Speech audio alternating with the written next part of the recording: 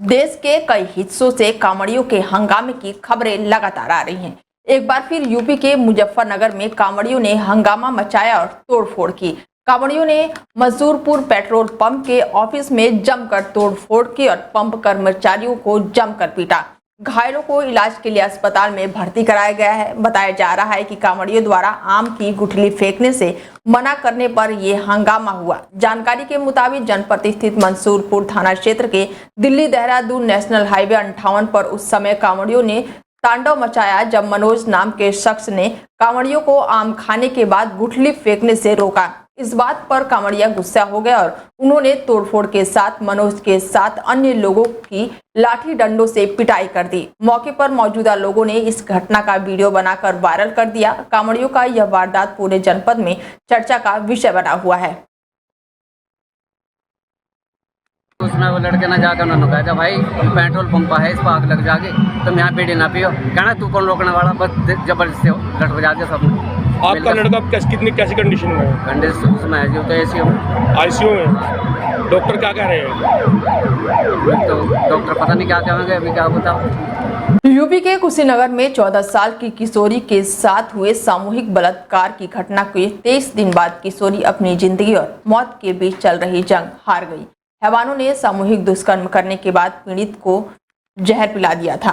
Police की कार्रवाई पर उठे सवाल भी थे। कल तक ये जिंदा थी। बता दें कि इस उम्मीद थी कि वो बच जाएगी। उम्मीद थी कि हैवानियत द्वारा किए गए दोषियों को सजा दिलाई जाएगी, पर यह उम्मीद टूट गई। 14 साल की किशोरी के साथ हुए सामूहिक बलात्कार की पीड़ित अपनी जिंदगी की जंग हार गई। पूरा मामला हनुमानगंज थाना क्षेत्र के एक गाँव की रहने वाली एक युवती के साथ बीते 30 जून को एक खौफनाक घटना घटी थी, जिसमें पीड़ित के साथ सामूहिक दुष्कर्म हुआ था। 4 लोगों ने बारी बारी से दुष्कर्म किया और बाद में मामला दबाने के लिए पीड़ित को जबरन जहर पिला दिया। घटना के बाद से किशोरी गोरखपुर मेडिकल कॉलेज में भर्ती थी, जहां उसका इलाज चल रहा था और 23 दिन बाद पीड़ित आखिरकार जिंदगी की जंग हार गई। इस मामले में कुशीनगर पुलिस पर भी लापरवाही के परिजनों ने आरोप लगाया है।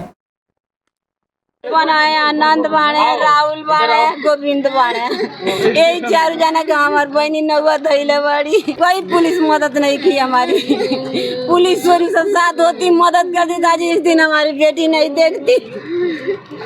आज हमारी बेटी हमारे लोग रोती हो दादा। ये सरकार दिन पर दिन रिकॉर्ड दर रिकॉर्ड बना रही है। कस्टडियल मौत होना, किशोरी के साथ गैंगरेप होकर उसकी हत्या कर देना, ऐसे तमाम कानून व्यवस्था की पोल इस सरकार के द्वारा निरंतर घटित जो जनपदों में घटनाएं आ रही हैं, इस सरकार की मानसिकता को उजागर करता है। अभी जिस तरह हनुमानगंज में एक किशोरी के साथ गैंगरेप करके जहर पिलाकर 23 दिन हो गए उस घटना को, उसकी हत्या कर दी गई। अब तक जो मुख्य अभियुक्त है पुलिस के हाथ से नहीं लग पाए। यूपी के मुजफ्फरनगर में मौत बनकर रोडवेज बस ने 2 सगे भाइयों को कुचल दिया, जिससे गुस्साए ग्रामीणों ने रोड जाम किया। बता दें कि जिला हरिद्वार से दोनों भाई घर वापस लौट रहे थे। सुमित और अमन दोनों घर वापस लौट रहे थे। वहीं मृतक परिजन शव को रखकर आर्थिक मुआवजे की मांग कर रहे हैं। मौके पर सीओ जनसठ और तहसीलदार भारी फोर्स के साथ मौजूद रहे, ग्रामीणों को शांत कराने में जुटे रहे। पूरा मामला रामगढ़ क्षेत्र के डबल गंगा नहर हाईवे मार्ग का बताया जा रहा है। पहाड़ों पर हो रही मूसलाधार बारिश से जहां गंगा की नदियों का जल स्तर तेजी से बढ़ रहा है, उसका अंदाजा शायद उन 3 भाइयों को नहीं था जो खेत से वापस लौट रहे थे। नदी को पार करने के चक्कर में तीनों भाई पानी के तेज बहाव में डूबते चले गए। गोताखोरों की मदद से तीनों की तलाश की जा रही है। हालांकि पीएससी कंपनी के जवान भी नदी से तीनों की तलाश कर रहे हैं। यूपी के बिजनौर के रफतपुर गांव की पीली नदी से होकर गुजर रहे 3 सगे भाई एक दूसरे के बचाने के चक्कर में तेज पानी के बहाव में डूबते चले गए। कई घंटे बीत जाने के बावजूद कोई गोताखोर पानी में तीनों भाइयों की तलाशी कर रहे थे, लेकिन फिलहाल अभी तक कोई कामयाबी हासिल नहीं हुई है। अचानक हुए इस हादसे के बाद से पूरे परिवार में सदमा मचा हुआ है।